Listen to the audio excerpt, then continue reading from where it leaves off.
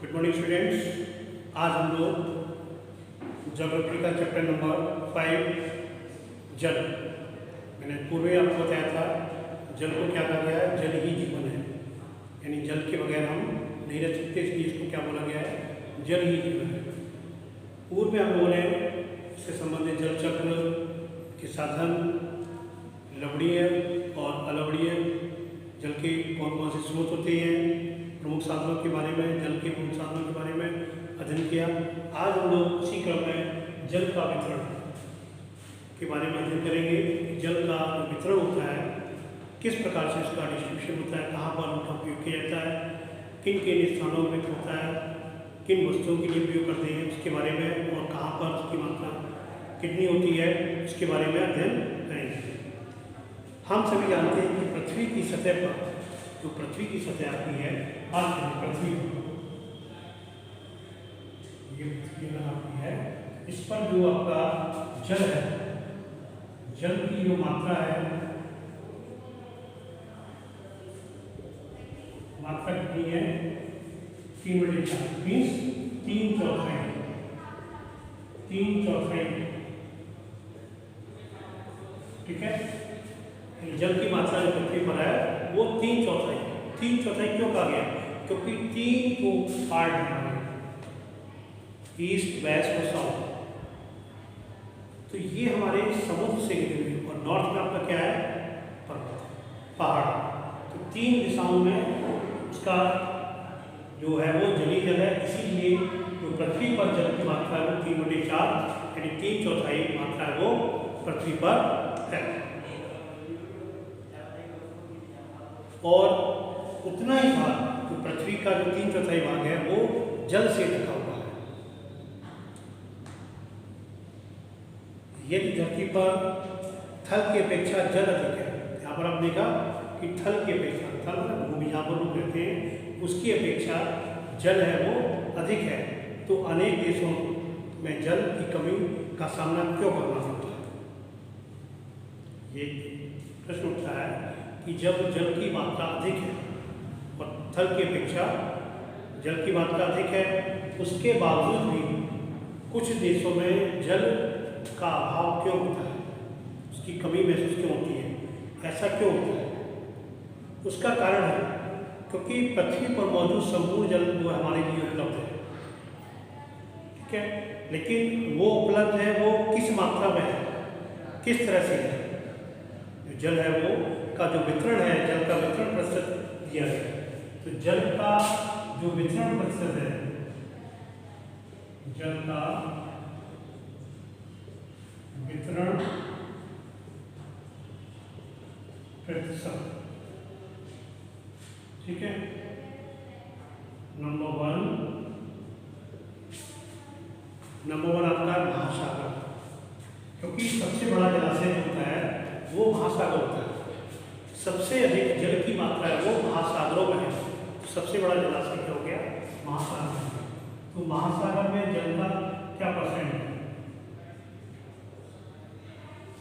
महासागर में जो जल की मात्रा है वो है आपकी 97.3%, ठीक है। नंबर जो आता है बर्फ क्षेत्र, तो बर्फ के बने हुए क्षेत्र होते हैं, पहाड़ों पर बन जाते हैं, ठीक है, बर्फ क्षेत्र होते हैं। इसमें क्या है 0.02.0, उसके बाद थर्ड नंबर आता है आपका भूमिगत जल। भूमिगत जल मतलब जो भूमि के अंदर पानी पाया जाता है, इसमें हम लोग कुएं खोद कर निकालते हैं, या हैंडपंप के द्वारा, या समरसेबल पंप होते हैं उनके माध्यम से उपयोग किया जाता है। वो कहाँ से निकालते हैं, भूमिगत जल होता है। भूमिगत जल होता है उसका प्रयोग करते हैं उसके माध्यम से।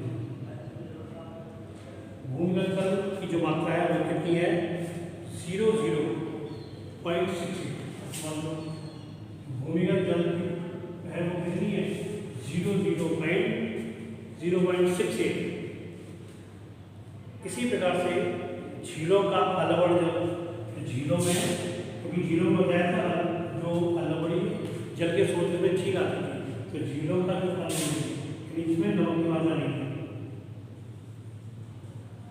झीलों का अलवड़ीय जल जिसकी मात्रा कितनी है 0.000।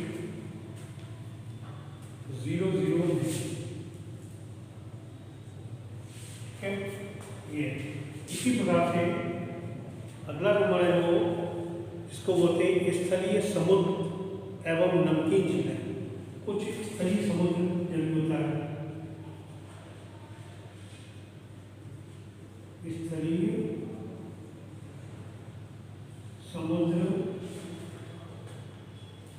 एवं नमकीन झील, कुछ नमकीन को अलग आकर के समुद्र से करके नया बना लेते हैं, का बहाव आता है उसकी वजह से अलग बन जाती है, तो नमकीन पानी में स्थिति में रहता है, इसलिए स्थलीय समुद्र एवं नमकीन झील क्या बोलते हैं, नमकीन झील बोलते हैं। इसकी मात्रा कितनी है का है 0.009, इसमें भी वही मात्रा है जो आपकी से पूरी 0.009। 6 नंबर ये क्या है, जल का वितरण के बारे में कर रहे हैं। वायुमंडल, कुछ मात्रा जल की वायुमंडल हमेशा बनी रहती है। वायुमंडल में बोलते हैं आर्द्रता, आर्द्रता का मतलब क्या होता है, आर्द्रता का मतलब होता है हवा में जल के कुछ अंश मिक्स होते हैं, इसलिए वो हवा को उसमें आर्द्रता पाई जाती है। उसकी मात्रा होती है 0.0019 और लास्ट में आपका आता है नदियाँ। नंबर में नदियाँ, इनमें इनका में जो जल की मात्रा होती है वो होती है 0.0001, ठीक है।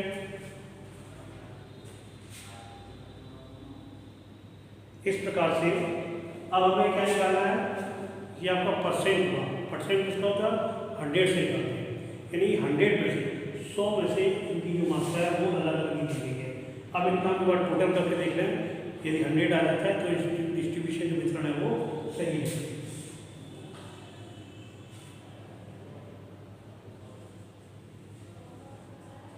अगर हम इसका योग करें तो 10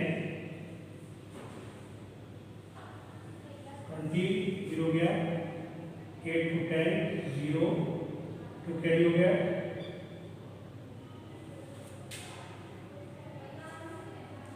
69 110 0 5 हो गया, 1 कैरी, 7 8 9 110 0 1 कैरी, 109 10 हो गया। 100.00 मीन्स क्या हो गया, पूरा कितना आ गया 100, ठीक। इस प्रकार से जो हमारी पृथ्वी पर जल की मात्रा वो 3/4 है और उसका वितरण जो है वो इस प्रकार से है। जल का वितरण, ये वितरण होने के कारण ही कभी कभी अभी क्वेश्चन था कि जल की मात्रा थल की अपेक्षा अधिक होने के बावजूद भी कुछ देशों में जल की कमी क्यों आती है। उसका कारण यही क्योंकि आप मिलेगा महासागर जो जिसमें गहरा जल पाया जाता है, लवणीय जल पाया जाता है, वहाँ पर उसका परसेंटेज सबसे अधिक है 97.3, ठीक। शेष जो बचा हुआ अमाउंट में अगर 100 में इसको माइनस करेंगे तो आपका शेष में बाकी सारे पॉइंट्स होते हैं। जो आपका मेन भूमिगत जल से जल प्राप्त करते हैं कुछ वायु में कुछ नदियों से, तो इसमें इस कारण से जो जल की कमी है वो हो जाती है। देखने की बता दें बड़ा हुआ, लेकिन उनके अंदर जो क्षमता है वो नहीं है, क्योंकि सारा जल वो लवड़ी जल में पाया जा रहा है, कुछ परसेंट वाला, इसलिए देखने के लिए हमारे पास बहुत है, लेकिन ऐसा नहीं होता इस वजह से। तो सारा अगर से हम ये चीज़ को देखते हैं तो आपको कई चीज़ें सामने दिखाई पड़ती हैं। जीवन के लिए जल अत्यधिक आवश्यक है, ये पूर्व में हमने आपको बताया था, इसीलिए हम इसको क्या बोलते हैं, जल ही जीवन है। प्यासे होने पर यदि हमें प्यास लगती है तो ऐसा नहीं होता अगर हमें प्यास लगी है तो किसी चीज़ को खा करके प्यास बुझा सके, ऐसा नहीं, संभव नहीं है, क्योंकि प्यास लगने पर हमें किसकी आवश्यकता होती है, पानी की होती है, यानी जल की होती है। उस समय हमें जल की आवश्यकता होती है और हमारी जो प्यास है वो जल ही बुझा सकता है। ऐसे ही आपको क्या ऐसा नहीं लगता कि लापरवाही से जल का उपयोग करने पर हम बहुमूल्य संसाधन को बर्बाद करते हैं, क्योंकि जल आपका ये क्या है, बहुमूल्य संसाधन है। जल एक बहुमूल्य संसाधन है, संसाधन यानी जल बहुमूल्य संसाधन क्यों है, क्योंकि ये उपयोगी है। तो हमें इसका कई जगह पे देखा होगा, इसका काफ़ी लोग इसका दुरुपयोग करते हैं, व्यर्थ में पानी रहता है। तो हमें क्या करना चाहिए, अगर हम उसको कंजर्व नहीं करेंगे तो पानी की कमी निश्चित है। हमारे पास उतनी ही मात्रा में जल है, यदि उसका प्रयोग अच्छी तरह से नहीं करेंगे, यानी व्यर्थ में पानी का दुरुपयोग करेंगे, तो निश्चित ही आगे जाके जो कठिन क्वेश्चन था उसी का सामना उनको करना पड़ता है, यदि उसका उपयोग सही से नहीं करेंगे। तो हमें इसका उपयोग भी है सही प्रकार से करना चाहिए। यदि हम इसका उपयोग ढंग से करेंगे तो तभी हम इस जल को कंजर्व कर सकते हैं, बचा सकते हैं। और भी इसके साथ ही कुछ हमारे जो वितरण की अपेक्षा यदि हम कहीं पर अगर देखें तो लवणता जो होती है वो 1000 ग्राम जल में मौजूद नमक की मात्रा होती है। जो लवणता पाई जाती है वो 1000 ग्राम जल में मौजूद नमक की मात्रा होती है, और महासागर की जो औसत लवणता है वो 35 भाग प्रति 1000 भाग।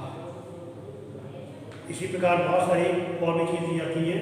यदि हम देखें 2 लीटर जल लें और मान लें कि वह पृथ्वी की सतह पर जल को संपूर्ण मात्रा में है, तो बर्तन से 12 चम्मच जल माप कर दूसरे कटोरे में रखें। बर्तन से जल निकालने के बाद से जल लवणीय जल को जा सकता है, क्योंकि कितना होते हैं तो नीचे क्या आ जाता है लवणीय, यानी ये प्रैक्टिकली कहा गया है कि यदि हम एक 2 लीटर में से 12 चम्मच माप कर दूसरे कटोरे में रख दें तो बर्तन से जल निकालने के बाद जो शेष जल बचता है वो आपका क्या लवणीय है।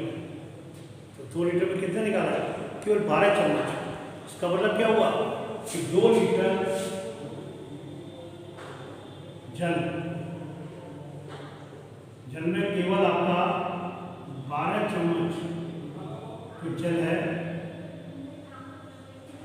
वही कैसा है, अलवणीय।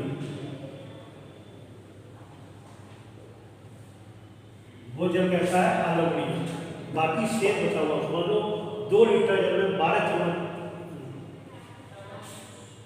समझ रहे हो। तो इस प्रकार से 2 लीटर जल उसमें से 12 चम्मच निकालो, बाकी शेष पूरा। ये इस डायग्राम के अकॉर्डिंग, इस जो आपके में इनकी परसेंट लिखा हुआ, प्रतिशत दिया गया है, इनकी मात्रा दी गई जल की, हर चीज़ उसमें उसी प्रकार से अगर हम प्रैक्टिकली रूप में लें तो ये स्थिति आती है समांतर रूप से। तो यदि हमने उस 2 लीटर को जल को अगर में बर्बाद कर दिया तो हमें 12 चम्मच जो जल मिल रहा है लवणीय वो भी प्राप्त नहीं होगा। इस प्रकार से जल है वो हमारे लिए बहुत ही महत्वपूर्ण है और भविष्य में हमें इस जल को बचाए रखना है। यदि हम ऐसा नहीं करेंगे तो निश्चित ही हमें कई प्रकार के कठिनाइयों का सामना करना पड़ेगा। तो ये कहा भी गया है जल ही जीवन है और जल एक है बहुमूल्य संसाधन है, क्योंकि वायु की तरह जिस प्रकार वायु हमारे लिए जीवन के लिए आवश्यक है, ठीक उसी प्रकार जल भी हमारे लिए बहुत ही आवश्यक है। आज आपका टॉपिक यही समाप्त होता है। अगला टॉपिक हम लोग नेक्स्ट डिस्कस करेंगे। Thanks, have a good day.